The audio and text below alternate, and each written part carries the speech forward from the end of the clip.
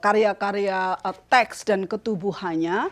Kemudian para pengikutnya memunculkan kembali dengan memakai hologram. Ya, kemudian tadi saya ceritakan kritiknya memiliki dua garis. Yang pertama soal representation, hal yang sudah tiada bisa dimunculkan kembali. Tetapi lini yang kedua, bagaimana kelompok yang memunculkan kembali itu melupakan atau melahirkan karya yang pijakannya bersifat nostalgia.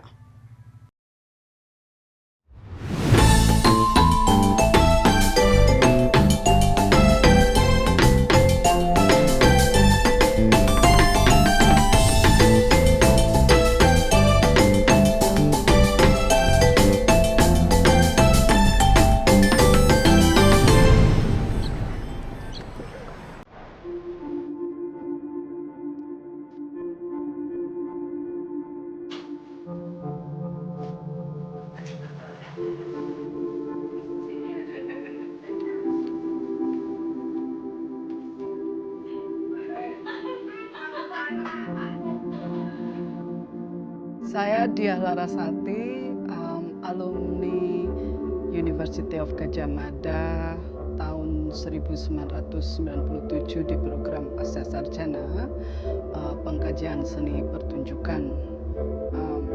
Saat ini saya berada di University of Minnesota, Departemen Gender, Women and Sexuality Studies, dengan bidang keahlian sebagai seorang profesor kajian seni, estetika, ketubuhan, transnasionalisme, dan gender. Saya melihat sebuah perjalanan kesejarahan yang sangat berguna dari apa yang saya pelajari ketika saya berada di UGM dan tentu di ISI Yogyakarta sebagai dasar pijakan ilmu keahlian saya. Saya ingin bercerita sedikit. Pada awalnya ketika saya berada di ISI Yogyakarta, saya sudah mulai terlibat dengan beberapa kelompok kajian seni, terutama yang pada waktu itu di bawah naungan sebuah asosiasi masyarakat seni pertunjukan Indonesia. Dan ini salah satu produk yang sangat lama dari MSPI. Waktu itu ada Profesor Hermin Kusmayati yang juga pernah mengajar di kajian seni UGM, Profesor RM Sudarsono tentu saja, dan waktu saya berada di program kajian seni, saya juga di bawah bimbingan Dr. Sal Murgianto dan juga Profesor Kayam. Kajian seni pertunjukan di Indonesia saya pikir mengalami seperti sebuah evolusi, tetapi ada semacam perbedaan fokus antara apa yang ada di dalam kajian secara akademik dan juga apa yang ada di luar dunia akademik yang menurut saya lebih banyak bisa diakses sebagai sebuah budaya literasi populer. Di dalam contoh yang ingin saya sampaikan ini, misalnya tulisan saya tentang kalau di dalam konteks sekarang disebut queer politik atau seni kajian gender yang berkaitan dengan transgender atau LGBT. Tetapi pada waktu itu tidak ada term atau tidak ada diskursus yang dipakai untuk menamakan kajian tersebut. Nah, misalnya di sini saya menceritakan tulisan saya tentang Gandrung di Lombok Barat, sebuah ekspresi simbolis komunitas Sasak. Ini tulisan yang sangat lama sekali.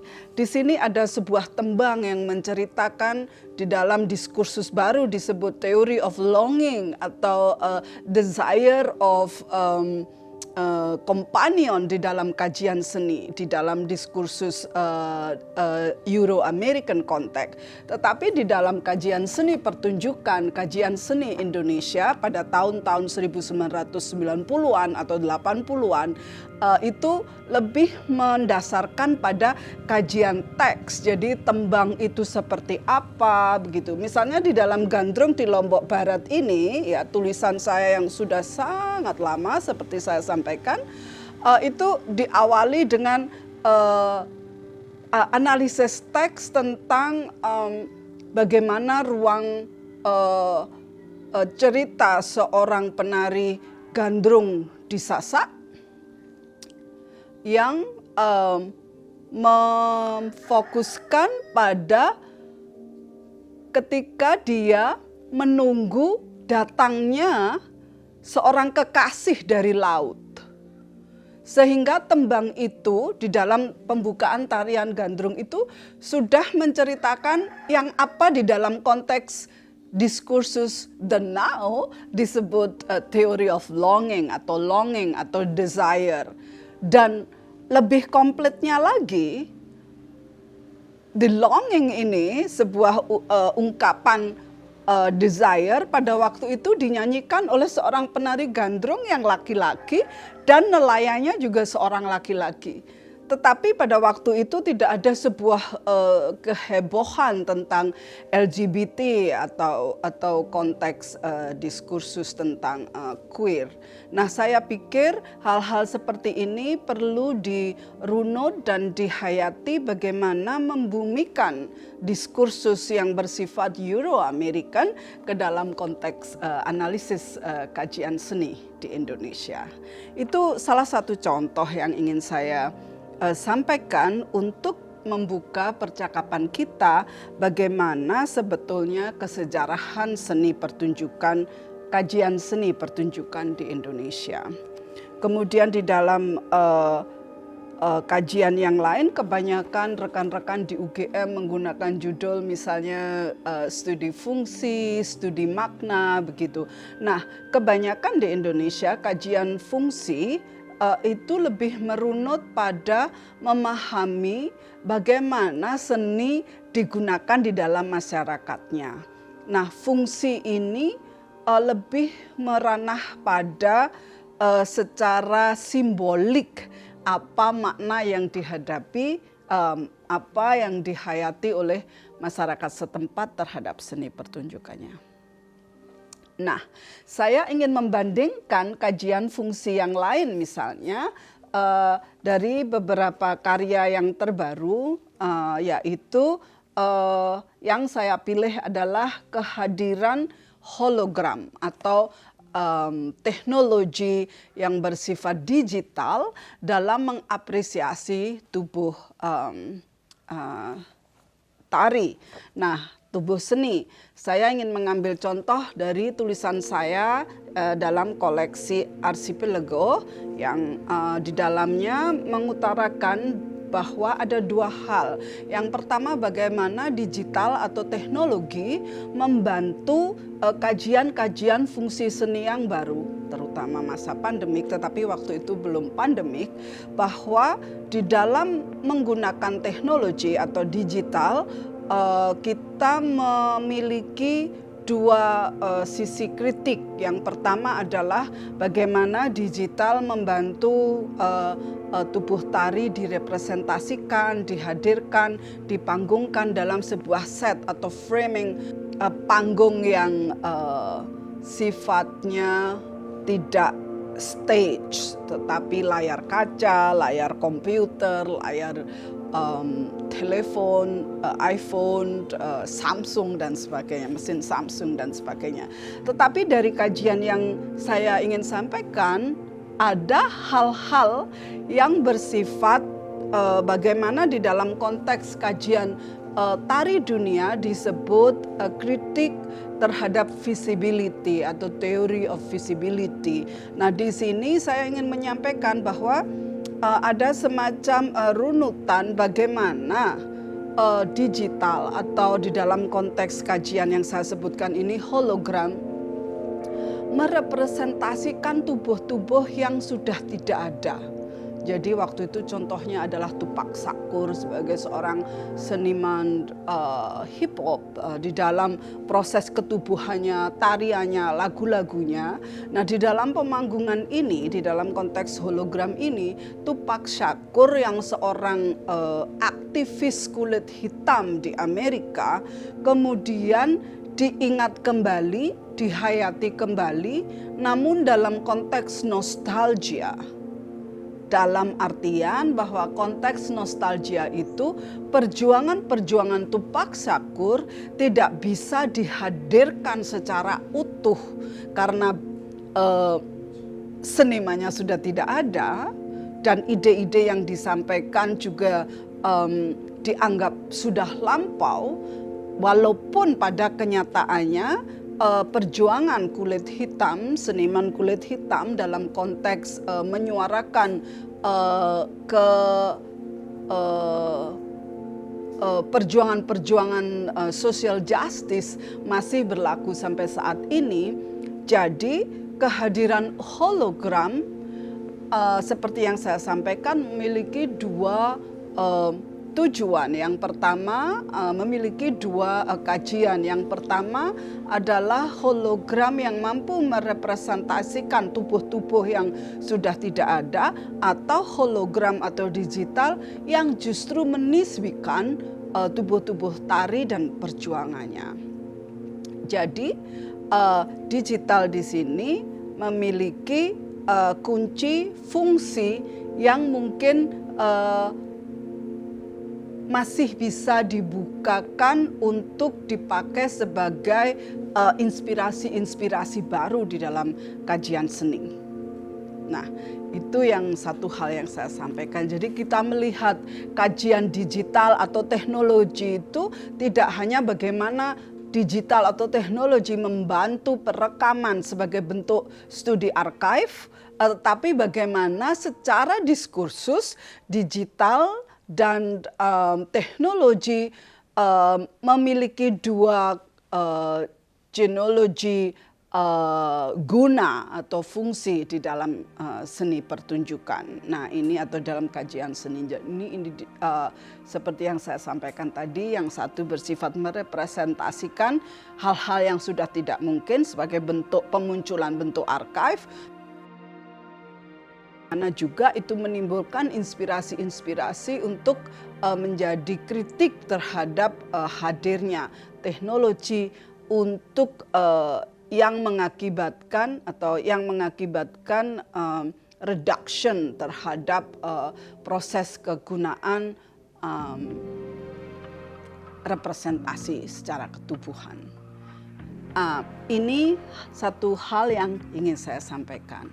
Nah, kemudian di dalam perjalanannya saya menjadi direktur tari di University of Minnesota beberapa tahun.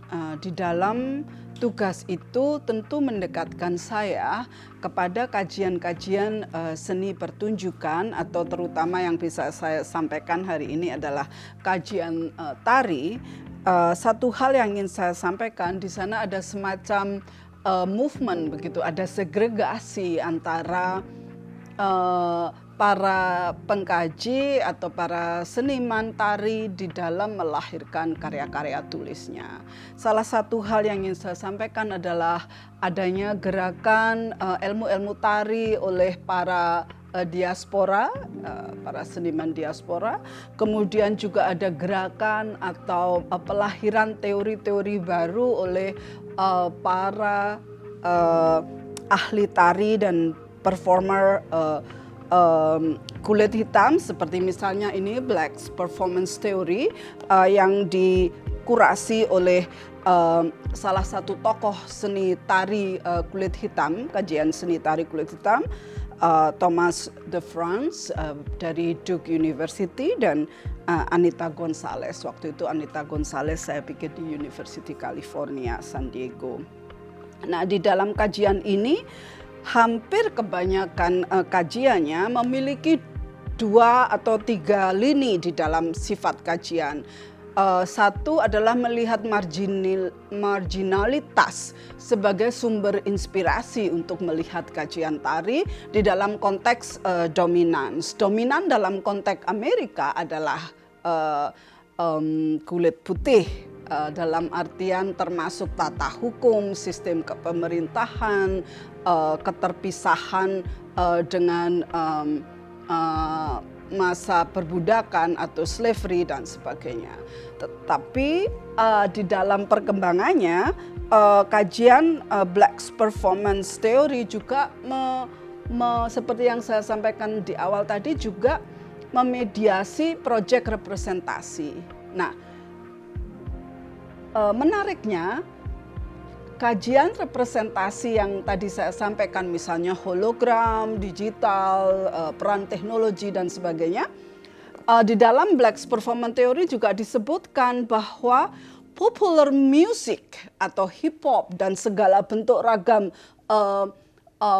bagaimana kulit hitam mampu memasuki ranah popular art menjadi salah satu bentuk resisten yang mengagetkan di dalam sejarah seni di Amerika. Karena misalnya hip hop kita ketahui mempengaruhi semua perjalanan ketubuhan popular culture yang sifatnya komersial, entertainment, dan bahkan terhubung dengan apa yang diperjuangkan oleh Tupac Shakur dan para konstituennya. Tetap teksnya secara tekstual menyuarakan hal-hal yang sifatnya mengkritik dominans. Nah, tentu di sini termasuk hukum, polisi. Kalau di Amerika ya juga tata misalnya hak pembelian rumah dan sebagainya atau perlindungan kalangan miskin. Nah, kalau kita membaca Lisa Low dalam bukunya yang berjudul The Intimate of Four Continents, di sana dijelaskan kenapa estetika yang berkembang secara dunia, yang mengenalkan Amerika ke seluruh dunia misalnya, tidak mampu merumahkan kritik secara social justice. Ini menarik kalau kita melihat kajian fungsi, kajian tekstuality dan sebagainya. Nah, di dalam tulisan Lisa Low itu dijelaskan bahwa hal-hal ini terkait dengan adanya sebuah rasa atau desire di dalam menubuhkan lian. Kalau dalam bahasa Indonesia saya pikir lian, yaitu the other. Nah, di dalam konteks Lisa Low tadi diteorikan bahwa kesejarahan slavery atau perbudakan itu membangun peradaban yang kita kenal sebagai modernism. Jadi modernism di Amerika itu tidak bisa terlepas dari proses slavery. Nah, Black Performance Theory atau kelompok-kelompok diaspora, kelompok-kelompok postkolonial di dalam kajian seni di Amerika, Euro-American, menggunakan itu sebagai sebuah pijakan kesejarahan.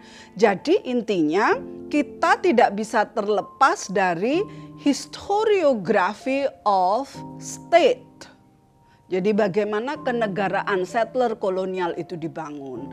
Nah, untuk itu kemudian kita juga mempelajari adanya ruang-ruang yang disebut Native American. Bagaimana kelompok Native American atau di dalam ilmu dunia disebut indigeneity, ya, yang indigenous thinker kemudian berkoalisi menggabungkan concern mereka bahwa suara-suara yang di dalam Indonesia mungkin disebut masyarakat adat itu kurang bisa terwadai di dalam kesejarahan kajian seni. Nah, disitulah sebuah intervensi besar-besaran kemudian muncul dan lahirlah sebuah kelompok yang mewakili orang-orang yang termarginalkan secara kesejarahan atau orang-orang yang concern secara kritis terhadap kajian-kajian seni. Itulah yang menyebabkan adanya beberapa lini bahwa seperti terpisah antara perkembangan kajian seni yang sifatnya kosmopolitan, modern dan sebagainya, seolah-olah terpisah dari apa yang disebut dengan kajian tradisi, kajian masyarakat. Walaupun secara epistemologi, secara politik, secara dedikasi, semua itu termaktub di dalam kesejarahan ketubuhan. Karena kalau kita memahami, misalnya kita melihat bahwa International Relation, for example, ini adalah sebuah buku karya Naima Prevost yang banyak juga mempengaruhi cara berpikir saya. Dance for Export, ya, Cultural Diplomacy and the Cold War, itu termasuk terhubung dengan misalnya buku saya. Nah, di sini ada semacam kritik bahwa misi-misi kesenian atau kajian-kajian seni yang bersifat difokuskan hanya pada estetika atau nilai bentuk seninya kurang mampu mewadahi ada apa toh sebetulnya keterhubungan antara kesenian-kesenian tersebut. Jadi ini merupakan juga proses kesejarahan yang ingin saya sampaikan di dalam melihat perkembangan kajian seni tingkat dunia. Beberapa tahun terakhir saya diberi tugas oleh Badan Tari Dunia untuk menjadi Dewan Juri Torre de Tombeau, yaitu sebuah, Torre de Tombeau, La Bueno Prize, sebuah Torre de Tombeau itu nama gedung perpustakaan di Lisbon yang memiliki kekuatan luar biasa di dalam studi archive tari Indonesia. Tadi tercampur. Maksud saya menjadi juri sebuah badan asosiasi tari dunia yang melihat buku-buku apa yang menjadi pimpinan atau leader of scholarship di dalam kajian seni tari khususnya. Nah, Bueno Prize ini merupakan kompilasi dari para pemikir dunia tentang tari. Nah, disitulah saya mempunyai akses privilege karena menjadi juri tersebut untuk membaca, melihat berbagai bentuk perkembangan kajian seni tari. Nah, ada dari India yang masih mengangkat tentang bagaimana kajian tari klasik secara nasional itu sebetulnya juga terrekonstruksi oleh struktur sistem kasta yang juga regional dan nasional dan sebagainya. Kemudian ada buku tentang tango and its politics dari Argentina yang memfokuskan bagaimana militerisme, bagaimana kenegaraan itu mempengaruhi technicality di dalam tari. Nah, itu mungkin kalau di Indonesia kita agak familiar. Kemudian yang kelompok-kelompok masyarakat indigenous atau asosiasi yang lebih berfokus pada kajian-kajian masyarakat adat, kemudian juga terpecah menjadi dua haluan. Yang pertama yang banyak bertumpu pada kajian yang bersifat, oh ini loh tarian masyarakat adat itu seperti ini, gerakannya seperti ini, biasanya ditarikan untuk upacara ritual seperti ini. Itu kelompok pertama. Kelompok kedua membicarakan tekstualiti tersebut tetapi dikaitkan dengan ada apa, mengapa tarian itu muncul, dan siapa, di mana sekarang bisa dipentaskan, kenapa hanya ada di museum kalau orangnya masih hidup, atau bagaimana tarian itu tidak bisa disebut tari modern kalau itu berada di dalam ruang negara yang katanya leading in modernism. Jadi ada semacam kritik secara makna waktu, makna ruang, dan makna gerak tubuh. Nah, kelompok yang kedua ini berkolaborasi dengan scholar-scholar yang kebanyakan berada dalam lini postkolonial atau diaspora atau blacks performance. Jadi ada semacam kerumitan secara politik di dalam perkembangan kajian seni. Tentunya ini juga mempengaruhi ruang pilihan-pilihan bagi para penulisnya atau bagi para orang-orang yang berpikir dalam bidang tersebut. Tetapi akhir-akhir ini rata-rata kalau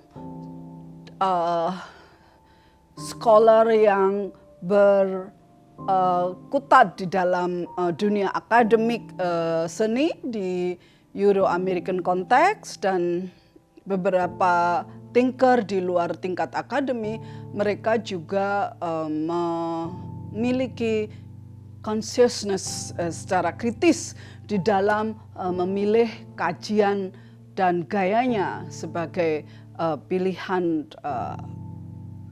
academic positionality.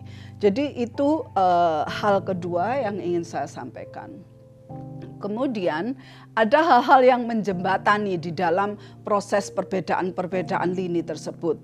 Misalnya bagaimana kelompok-kelompok yang berbeda kemudian dihubungkan oleh buku-buku atau teori-teori kritis yang menghubungkan mereka.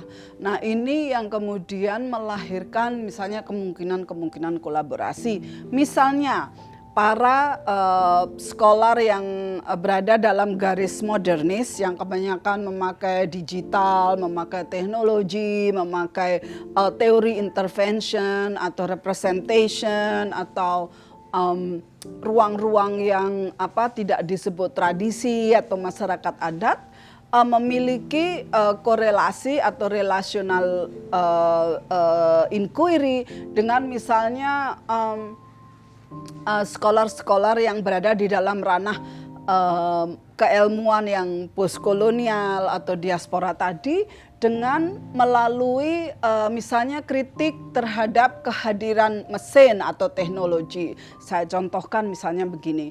Kalau tadi ketika kita mengangkat kasus Tupak Shakur, kita berfokus pada bagaimana Tupak Shakur sebagai seorang artis besar mewakili kulit hitam di dalam karya-karya teks dan ketubuhannya. Kemudian para pengikutnya memunculkan kembali dengan memakai hologram, ya. Kemudian tadi saya ceritakan kritiknya memiliki dua garis. Yang pertama soal representation, hal yang sudah tiada bisa dimunculkan kembali. Tetapi lini yang kedua, bagaimana kelompok yang memunculkan kembali itu melupakan atau melahirkan karya yang pijakannya bersifat nostalgia. Begitu.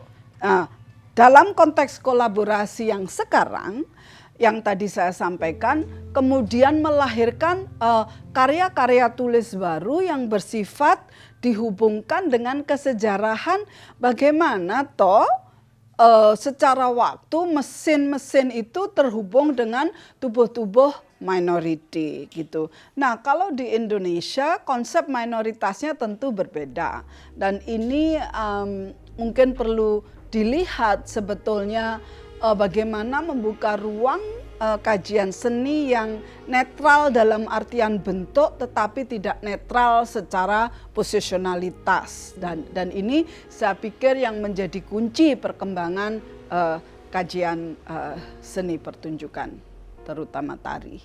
Nah, untuk itu saya ingin merunutkan kembali pada dasarnya kelahiran ilmu kajian tari tidak bisa terlepas dari ilmu kajian kebudayaan secara umum. Ilmu kebudayaan secara umum tidak bisa terlepas dari ilmu kesejarahan yang menghubungkan tata dunia dan relasi-relasinya. Tata relasi dunia tidak bisa terpisahkan dari bagaimana sebetulnya konteks relasi itu dilahirkan. Yang pertama misalnya saya contohkan kalau kita mau bersifat mikro, saya contohkan tadi bahwa longing, desire, itu sangat manusiawi dan itu menghubungkan misalnya berbagai macam ketubuhan dengan tubuh yang lain, itu yang pertama, dan itu sifatnya bersifat global. Kemudian kajian yang muncul juga bagaimana satu ruang terhubung dengan ruang lain dan diwakili oleh sistem border dan kenegaraan yang berbeda. Misalnya tadi kajian-kajian yang saya sampaikan berhubungan dengan bagaimana kesejarahan dunia termasuk Perang Dunia Kedua, Perang Dingin, dan globalism for example. Kemudian bagian yang ketiga misalnya kajian tentang archive yang bersifat, archive tidak hanya yang bersifat dokumen, tapi juga archive yang terutama untuk kita, archive yang bersifat ketubuhan. Jadi kalau kita membicarakan tentang historiografi atau kesejarahan tubuh tari sebagai sebuah archive, walaupun bentuk tarinya misalnya menceritakan atau menarasikan bentuk tari yang lama, tetapi kajiannya tidak bisa dipisahkan dari konstituen waktu sekarang, karena kesejarahan tubuh tari itu dilahirkan pada saat penariannya. Disitulah bentuk archive itu. Jadi kesimpulannya, saya ingin menyampaikan dengan sebuah contoh, misalnya di dalam karya buku saya yang barusan diterjemahkan dan dirilis oleh Insis Press bekerja sama di dalam launchingnya dengan Universitas Gadjah Mada, Menari di Atas Kuburan Massal. Di sini buku ini menurut saya adalah upaya saya untuk merunut kesejarahan ilmu tari dari yang pertama memahami bentuk dan tata linguistik sebuah seni pertunjukan, kemudian juga merupakan kajian archive. Bagaimana saya melihat tubuh-tubuh tari ditampilkan kembali seperti tadi kita membicarakan tentang Tupak Sakur yang ternyata penampilannya kembali, pelahirannya kembali, walaupun dengan hologram itu membangun sebuah masyarakat penikmat yang mendunia karena hip hop dan karya-karyanya menjadi besar. Di dalam buku saya teorikan bagaimana tubuh-tubuh yang ditampilkan baik secara kenegaraan, ya seperti yang tadi disampaikan juga oleh Naima Prevost, kemudian juga tidak mampu atau terpisah dari kesejarahan konstituen waktu yang kontemporer. Artinya apa? Apabila tari-tarian itu ditampilkan kembali tanpa dihubungkan dengan konteks waktu yang sekarang, maka sebetulnya kita juga berpisah dari apa sebetulnya makna dan kebesaran tari itu sendiri, karena proses kesejarahan untuk melahirkan ilmu adalah regenerasi dan keterhubungannya dengan pikiran-pikiran baru. Saya pikir itu pada intinya adalah sebuah pilihan posisionalitas di dalam melihat kajian tari. Terima kasih.